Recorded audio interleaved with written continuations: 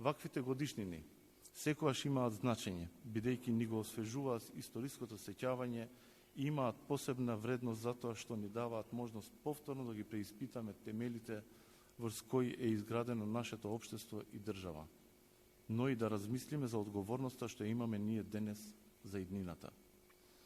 Охридскиот рамковен договор беше инструмент за прекинување на конфликтот од 2001 година.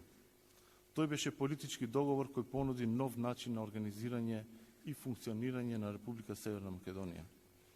Со овој договор, нашата држава избра да ја гради стабилноста не врз логиката на мнозинството и малцинството, туку врз партнерството меѓу заедниците, врз граѓанската еднаквост и врз споделувањето на правата и одговорностите за сите граѓани подеднакво. Тоа е најголемата промена што ја донесе Охридскиот договор.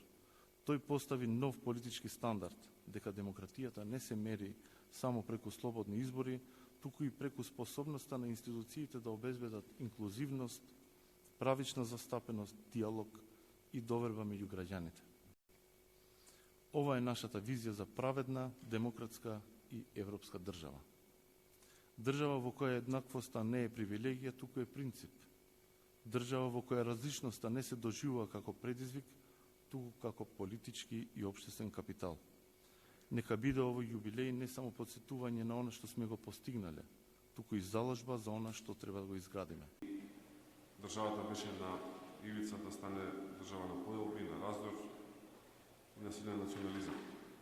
Пред 25 години државата можеше да трне по тој пат, но избра да трне по сосема друг пат. По пат на соработка, на диалог, на меѓусебно почитување и меѓусебно разбирање. Се избра патот на договорот, патот на компромисот и на политичката зрелост.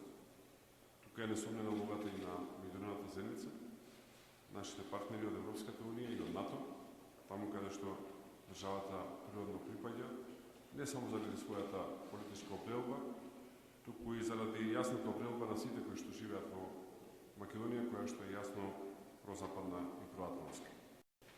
Рамковниот договор е едно поглавје од нашата историја, кој сведочи дека научивме да живееме заедно, но истовремено и обврска да оставиме на идните генерации една поправедна, обединета и просперитетна држава и да не се сеќаваат како што јас се сеќавам на таа година, кога бев трета година средно, а летото веќе наместо за летен распуст зборувавме за некои други работи. Мислам дека идните генерации треба да зборуваат за тоа каде ќе се запишат на факултет, кој постигнал подобар успех и на кој концепт ќе одат. Обврска на сите нас е да ја сакаме, почитуваме и